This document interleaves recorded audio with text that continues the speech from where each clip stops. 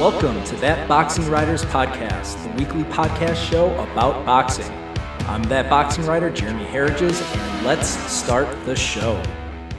Hello, fight fans. I'm That Boxing Writer, Jeremy Harridges, and welcome to That Boxing Writers Podcast.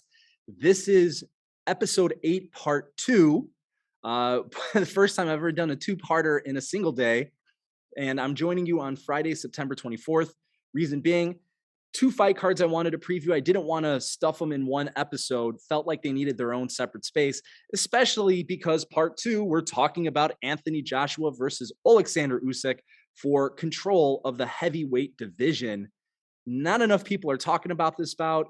More people should. It doesn't have the hype of Tyson Fury versus Deontay Wilder 3, but it features 2 incredible heavyweight boxers. So I'm going to start off by giving you guys the preview for this one. This one's coming to you from Tottenham Stadium. So we're in London, England for this one. So you're on Anthony Joshua's home territory. You're going to have 60 to 70,000 fans, from what I read, in this stadium looking at this heavyweight fight. So it's going to be pretty intimidating for Oleksandr Usyk. Hey, he's as tough as they come. He's a rock solid dude. But when you have Tottenham Hotspur Stadium going crazy, that could be pretty intimidating. I mean, I wouldn't want to be him. Other than the stadium and the crowds and the fans, also the fact that he's fighting a massive, giant, hard-punching heavyweight champion in Anthony Joshua. So first of all, I've got more details for the fight on fansided.com/boxing. You can check out my viewing guide where it has a lot of the information that I'm sharing with you now. But if you want to take a closer look at it, so if you want to watch it, it's going to happen tomorrow on September 25th, DAZN for my people in the US. My people in the UK, I think it's still happening on Sky Sports for you guys. So don't quote me on that. Remember, I'm from the Chicagoland area, so that's not my expertise. But I know here in the States, it's on DAZN. Should be kicking off at 1 p.m. Eastern. And for the ring walks for the main event, we should be expecting that, anytime around 5 p.m. after Eastern time in the United States. I would guess, who knows what time between 5 and 6, but somewhere in that window, you can expect the main event to go off. So let's talk about this one. Obviously, you have Anthony Joshua. He's the heavyweight champion, WBA, IBF, WBO champion. Only other one is WBC, which Tyson Fury has. Only that one defeat in 2019 against Andy Ruiz, which he avenged. But that still gives you some pause. It still shows you that, hey, he's mortal, right? So there's that we have going with it. The other thing to consider, he's got a tremendous KO rating. Out of his 24-1 record, 22 of those 24 victories have come by the way of knockout. This guy can punch. Looking at his fight history, he looked, cautious in the rematch with Andy Ruiz, boxed from the outside against Kubrat Pulev, still boxed, but then found his opening, unloaded, got the KO in the 9th round. But, that's Kubrat Pulev, a 40-something-year-old heavyweight title contender who never quite made it, has been knocked out before. So that one didn't really surprise me. Oleksandr Usyk, former undisputed cruiserweight champion of the world. This is one of the few times where we've seen, I can't remember when we've seen it, where we've seen the super heavyweight gold medalist versus a heavyweight gold medalist. So Oleksandr Usyk and Anthony Joshua were both gold medal winners. But Usyk, also undisputed cruiserweight champion, trying his luck at heavyweight, has 2 heavyweight bouts under his belt. And I don't know if you looked all that impressive in them, to be quite honest. He had the 2019 fight against Chaz Witherspoon, won by technical knockout in the 7th round. I was there for that one. Talked to him the day before the fight, actually, for that one. Yeah, he knocked out a guy he was supposed to knock out. I didn't think he looked fantastic doing it. Derek Chisora, he won by unanimous decision, but 2 of those scores were 115, 113. And you could make the argument that maybe Chisora deserved a draw on that one. I think he pulled it out in the end.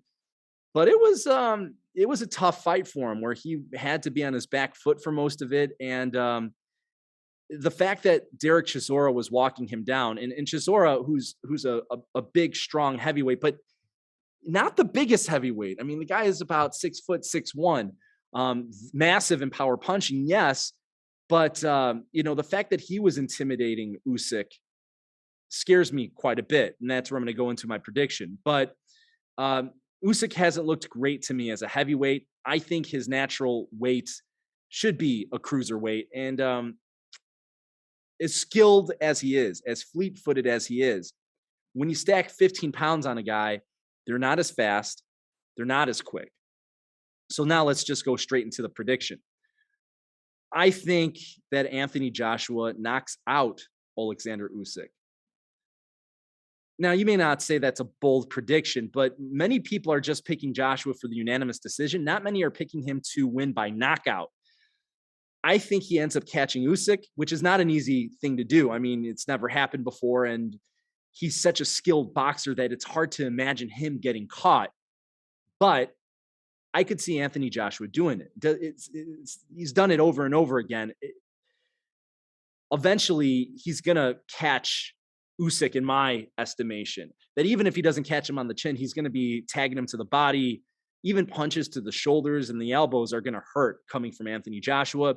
And I don't think that Usyk has the punching power to really threaten Anthony Joshua. And I think that's really the biggest weakness in this fight for Usyk. Not saying that he's not a hard puncher, but at heavyweight, I have him graded as about a C-level power puncher.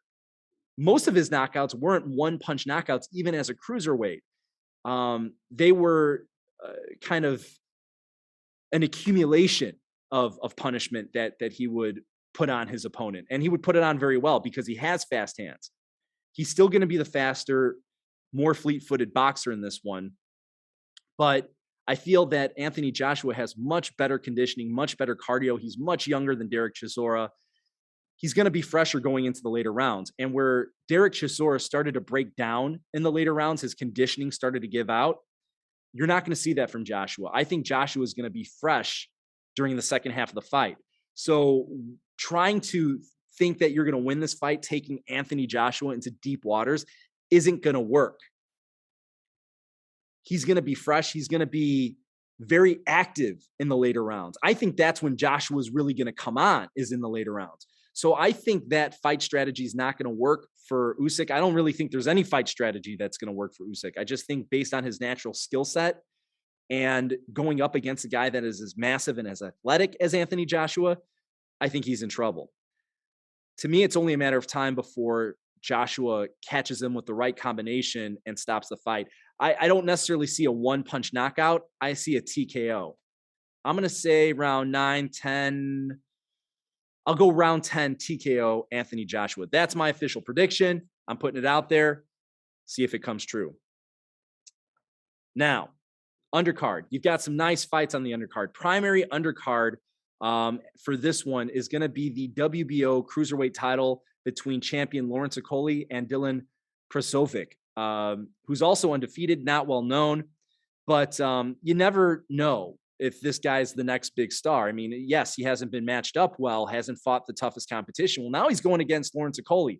These guys are both like 80% knockout punchers. So we may get a better fight than expected here. I talked to Lawrence Okolie on a recent media call, and here's what he told me. Thank you for taking the time to talk today.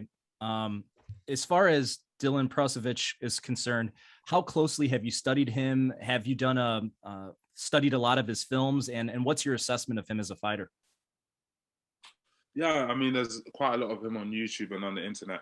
Some of his, he's easier fights, some of his harder fights. I've seen him box quite a few times, and he's got a very, good style, really fast hands, really comfort. I don't know how to explain it, but I've watched a lot, and I know what I believe I have to do, and then if that doesn't work, I've got so many different options. So I've watched a lot of him, but I feel very, very comfortable going into the fight.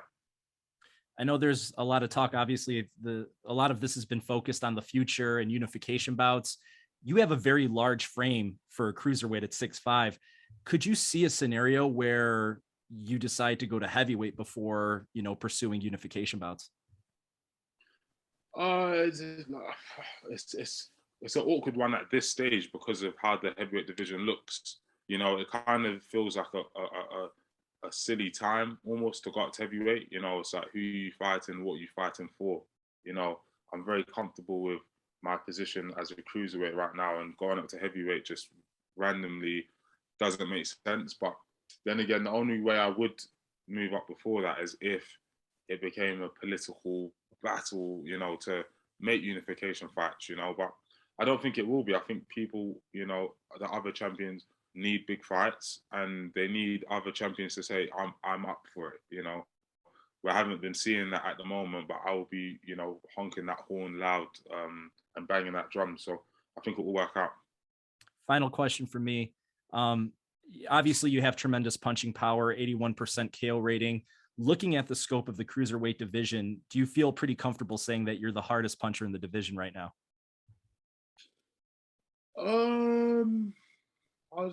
It's weird because I don't actually feel like I hit that hard. It's so like it's more so when I hit how like I get the shot off. I don't think I'm that. Like I punch hard, but not like obscenely. Like when I'm in the gym, everyone stops to look at what's happening. It's just I know when to punch and how to punch. So I'm definitely on a roll. Do you know what I mean? And I want to keep that roll going. But we'll see. Yeah, we'll see. Lawrence, quick question for you. Obviously, again, you don't necessarily see yourself as this monstrous knockout puncher, but more than anything, looking at your knockout punching power and Dylan's, you both have great numbers. Do you expect that this fight's going to end in a knockout? I demand it.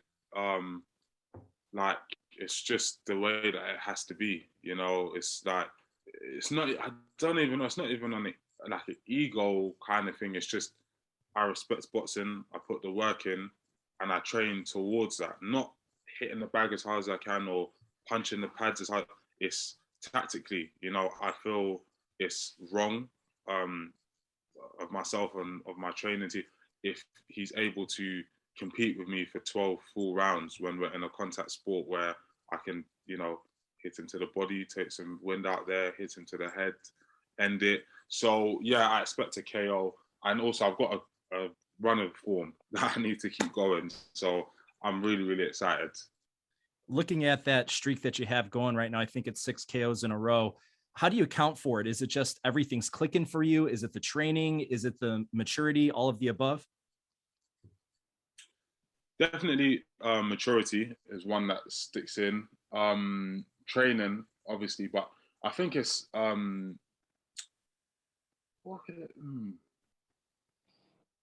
I think it's timing. I can't even lie. I think everyone gets it wrong. I think it's literally the timing. I'm constantly trying to get it, and then every now and again, one just gets through, bang, and then the fight's over. So I think it's a lot to do with timing and tactics, and also as the rounds go on, I don't know what it is. That's one thing I cannot understand. Is why people get so tired when they're in the ring with me when I know they've had huge training camps. But for some reason, as soon as we get to that round 5 and 6, anyone that I spar, that like know that they can't do 6 rounds in a row. If when I'm going, they can't do 5, whatever. So for some reason, people get really tired in there with me, and then the shot comes. But regardless, yeah, I'm just looking forward to landing the shot, hearing 60,000 people cheer. Those are the moments I'm looking for. It's quite a role, and I look forward to seeing you in the future. Thank you so much, Lawrence. I believe that was my first time talking to Lawrence Okolie. Maybe I talked to him one time before on a media call as well, but I got extended time with him on this media call, which was nice. And I'm very impressed with Lawrence Okolie, not just as a fighter, but as a person. He's very thoughtful. He shows that ring IQ. He's learning, and he's learning his lessons well. I'm impressed with how humble he is.